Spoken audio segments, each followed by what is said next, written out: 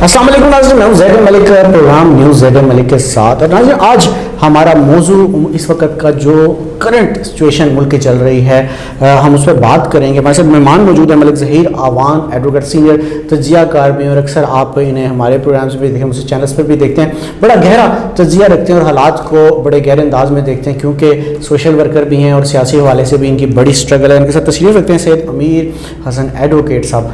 सैयद अमीर हसन एडवोकेट साहब भी जो हैं वो आप इनको भी अक्सर चैनल्स पे देखते रहते होंगे और ये बड़े बेलौग तजिए देते हैं और बड़ी गहरी नज़र रखते हैं सियासत और सियासी हालात के ऊपर। सबसे पहले जो है मलिक ज़हीर आवान एडवोकेट से मैं आपसे पूछूंगा कि इस वक्त जो मुल्क की करंट सूरत हाल आप देख रहे हैं, तहरीक अदम एतमाद का शोर पड़ा हुआ है, कोई कह रहा है ये कामयाब होगी, कोई कह रहा है ये कामयाब नहीं होगी। सबसे पहले तो मैं आप मुझे सिर्फ मुख्तसर हाँ या ना में जवाब दीजिए, आप क्या समझते हैं तहरीक अदम कामयाब होगी या नहीं होगी?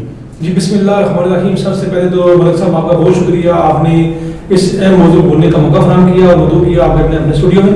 देखिए इंशाल्लाह मैं हमको उम्मीद है कि ये कुछ भी नहीं होने वाला, इंशाल्लाह खान साहब भी इजाज़त देंगे। यानी कि आप कह रहे हैं कि ये नाकाम हो जाएगी तहरीक जो होगी। शाह साहब आपका क्या ख्याल है, क्या समझते हैं तहरीक अदम एतमाद के हवाले से, कामयाब या नाकाम? मलिक साहब बहुत बहुत शुक्रिया जनाब, ये एक अहम मौजू है और आजकल बहुत ही हाईलाइट है। तो इस हवाले से मैं तो ये गुजारिश करूँगा कि ये जो फैसला है इस चीज़ का करने का, ये MNAs के पास है और इलेक्टेड बॉडीज़ जो हैं उनके पास है और वही ये फैसला करेंगे। अभी फ़िलहाल जो है वो बात क्लियर नहीं है और किसी कोई भी इसकी अभी जो इतना सारा शजी रोला चल रहा है, हार्स ट्रेडिंग और बहुत सारे लोग, अभी आपको पता है सिंध हाउस में बड़ा रोला मचा, बड़ी मार कुटाई और बड़े मामलात हुए, गिरफ्तारियाँ हुई, क्या समझते हैं किस तरफ जा रही है सूरत हाल?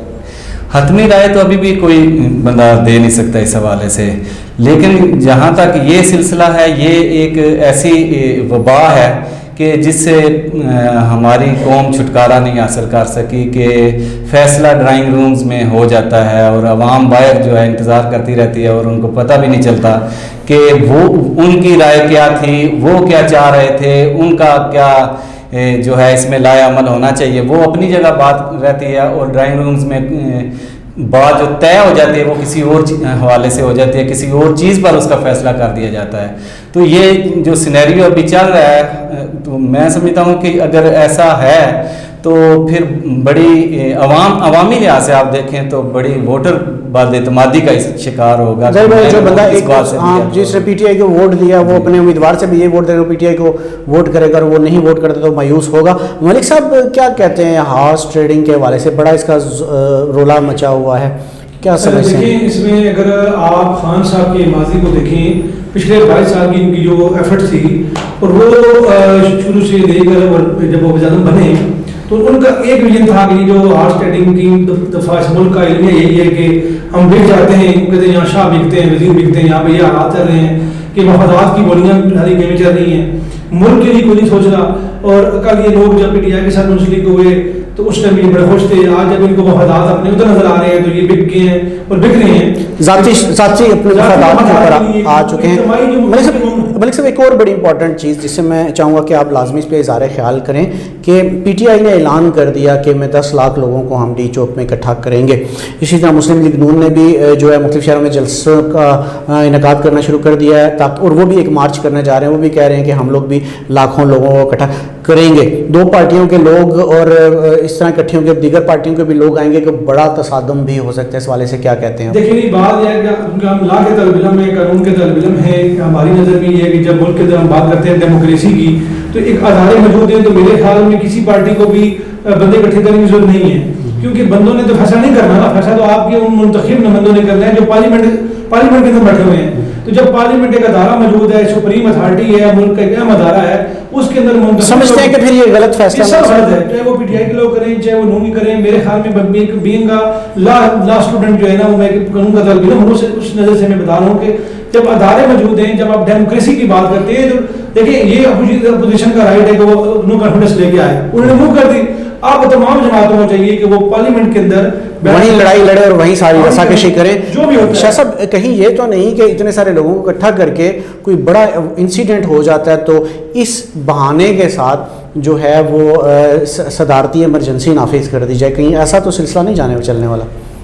اصل میں یہ ہے کہ امید تو ہے کہ اب ہمارے ادارے بھی ان چیزوں کو سمجھ چکے ہیں اور یہ عوامی لحاظ سے بھی سیاسی فیصلہ تو ہو سکتا ہے نا, عوامی لحاظ اعلان کر دیتے ہیں, صدارتی نظام لے آتے ہیں, صدارتی ایمرجنسی نافذ کر دیتے ہیں. اگر بڑا انسیڈنٹ تو بہانہ بن سکتا ہے صدارتی. وہ چیزیں تو چلو بعد کی بات ہے. یہ چیزیں جیسا کہ اب پٹیشن بھی فائل ہوئی ہے کہ ایسی کوئی چیز سامنے نہ آنے دی جائے جس سے لا قانونیت یا اس قسم کا ماحول پیدا ہو جائے, تو امید کرتے ہیں کہ اس کا کوئی ایسا جواز پیدا نہیں ہوگا یا ایسا ماحول بھی پیدا. ملک صاحب آپ کیا کہتے ہیں, صدارتی نظام آ سکتا ہے اس بہانے سے کوئی بڑا انسیڈنٹ ہو جائے؟ صاحب اس کے اندر بھی پیچیدگیاں ہیں, بہت سی چیزیں ہیں, حالات کس طرح جاتے ہیں یہ تو چیز وقت بتائے گا.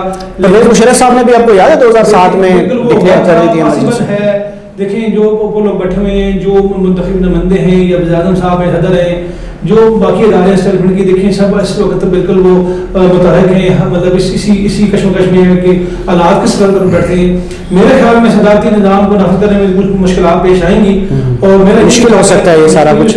شاہ صاحب بھی میرا یہ بھی نظریہ ہے کہ جو نو کانفیڈنس میں انشاءاللہ کوئی تبدیلی نہیں آنے والی. پنجاب کے اندر میں بھی کوئی سی ایم کی تبدیلی آ جائے, لیکن وزیر اعظم خان صاحب یعنی عثمان گلزار سے ہو سکتا ہے خطرے میں ہوں, لیکن شاہ خان صاحب خطرے میں نہیں ہے. شاہ صاحب مجھے یہ بتائیے گا, ایک اور چیز ہم دیکھ رہے ہیں آج کل میڈیا پہ, ایک بحث جو ہے گل صاحب میں اور رمیش کمار میں, اور گل صاحب نے باقاعدہ ان کو کافی ساری وہاں پہ ان کو مطلب گالی دیتے ہوئے نظر آ رہے ہیں. کیسا رویہ ہے یہ, جارحانہ رویہ, اور اس طرح کی بات اوپن میڈیا کے اوپر گالم گلوچ کس نظر سے دیکھتے ہیں آپ؟ ملک صاحب جہاں تک اخلاقیات کا تعلق ہے, وہ کوئی منتخب نمائندہ ہے یا کوئی اور بندہ ہے, اس سے آپ اس طرح اتنا جو اوپن فورم ہے اس پہ آپ توقع نہیں کر سکتے کہ ایسی کوئی گفتگو کرے گا یا ایسا جارحانہ گفتگو یا انداز اپنائے گا. تو میں سمجھتا ہوں کہ جہاں بھی آپ ہیں, جس جگہ پہ بھی ہیں, آپ کو اپنا آپ چھوڑنا نہیں چاہیے, آپ کو اپنی تہذیب کو نہیں چھوڑنا چاہیے, آپ کو اپنی گفتگو میں وہ مینرز ضرور رکھنے چاہیے جو آپ کو آپ کے والدین نے سکھائے ہیں, آپ کو آپ کے معاشرے نے سکھائے ہیں, آپ کو آپ کا جو مذہب ہے جو سکھا رہا ہے. میرے خیال میں یہ رویہ کسی کا بھی ہو, کوئی بھی ہو, وہ اس کو اڈاپٹ نہیں کرنا چاہیے اور اس کو ڈسکریج کرنا چاہیے, اس کو آگے نہیں جانے دینا. مطلب صاحب خان صاحب پہ بھی بڑے اس طرح کے الزامات لگتے ہیں اور کہا جاتا ہے خان صاحب بھی جب سٹیج پر ہوتے ہیں تو وہ پھر بڑا جارحانہ رویہ ہوتا ہے اور وہ بھی بہت سارے ایسے الفاظ استعمال کر دیتے ہیں دوسروں کے لیے جو قابل اعتراض ہوتے ہیں. اس ٹرینڈ کو آپ کیا کہیں گے؟ دیش میں اگر جنرل ایشو کی بات کریں تو یہ بعض اوقات ایسے ہوتا ہے کہ جب آپ اسپیچ کر رہے ہوتے ہیں تو پریشر میں بھی بعض اوقات ایسے الفاظ آپ کے منہ سے نکل جاتے ہیں کہ جو غیر مہذب ہوتے ہیں. تو اگر ہم کیونکہ لا علم ہونے کے ناطے ہمارا یہ جیسے شاہ صاحب نے بولا کہ کسی کو بھی ذمہ دار ہو کسی کی, بلکہ میں تو کبھی کبھی حیران ہوتا ہوں کہ پاکستان کے اندر جو جتنے بھی سیاستدان ہیں ایک دوسرے کی ذات کو اس کو تو اچھالتے ہیں کہ ہم بالکل وہ لمٹ کراس کر جاتے ہیں جو ہمارے مذہب نے, ہمارے معاشرے نے ہمیں وہ ذہن دیا سے الفاظ استعمال کرتے ہیں. تو کوئی بھی وزیر اعظم ہو یا کوئی منتخب نمائندہ ہو یا عام پبلک ہو, ہر ایک کو اصل ہے اور اس کی ذمہ داری ہے کہ وہ اپنی الفاظ کا چناؤ ایسے کرے جس سے کسی کی ذات متاثر نہ ہو. خوبصورت الفاظ کا چناؤ بڑا ضروری ہے, آج پہ اسکرین پہ بیٹھے ہوئے لوگوں کے لیے بھی اور جو ہمارے لیڈرز ہیں, کیونکہ ایگزامپل سیٹرز ہوتے ہیں, لوگ انہی کی تقلید کرتے ہیں, تو ان کے لیے بڑا ضروری ہے. ملک صاحب بھی یہ بھی ہوتا ہے کہ بعض اتنا پریشر میں جس طرح حافظ کرے خان صاحب ہیں یا بلاول کی جس طرح وہ زبان پھسل کی, انہوں نے کام پہ ٹاکنے کا لفظ بول دیا. اب یہ بعض کا پریشر میں ہوتا ہے, بعض کا یہ ہوتا ہے کہ آپ جان کے بول رہے ہوتے ہیں دوسرے کو ڈیگریڈ کرنے کے لیے, لیکن بعض کا عوام کا پریشر ہوتا ہے یا آپ کو سیاسی پریشر ہوتا ہے. اس طرح آپ دیکھیں بلاول کی وہ جو کتنی بڑی جوک بنی, مذاق بنی پورے ملک کے کام پہ ڈال رہی ہیں. اب میرے خیال میں بڑی شاعر و شاعری اس پہ ہو رہی ہے, تو گانا بن گیا کام پہ ڈالتا ہے. جان کے نہیں بولا, حالانکہ میرا پیپلز پارٹی سے تو کوئی تعلق نہیں ہے, انہوں نے جان کے نہیں بولا, یہ خان صاحب کے ڈر سے انہوں نے بولا ہے. انہوں نے کہا کہ ہم مارچ کر رہے ہیں, خان صاحب بھاگ جائیں گے, وہ بھاگے نہیں ہیں بلکہ وہ ڈر کے مارے ان کی زبان پھسل گئی. تو اس طرح کے ایشو ہیں. اس کا مطلب ہے کہ بلاول جو ہے خان صاحب سے کچھ خوفزدہ ہیں. تو بات ناظرین یہ ہے کہ آج ہمارے جو مہمان نام تھے انہوں نے بڑی تفصیلی جو بات کی طریقۃ الاعتماد کے حوالے سے بھی, اور امید کرتے ہیں کہ جن دیگر موضوعات پر بات ہوئی, خصوصاً زبان کے استعمال کے اوپر, زبان لازمی طور پر ہمیشہ ہمیں اسکرین پر یا جلسوں میں ایسے لوگ جو ہمارے سیاستدان ہیں, جو بڑے لوگ جن کی لوگ تقلید کرتے ہیں, ضروری ہے کہ وہ الفاظ کا چناؤ جو ہے وہ درست کریں اور تہذیب کے دائرے میں رہیں. یہی آج کا ہمارے پروگرام کا میسج بھی. انشاءاللہ وہ جلد اگلے پروگرام میں پھر آ جائے, تب تک کے لیے اللہ حافظ.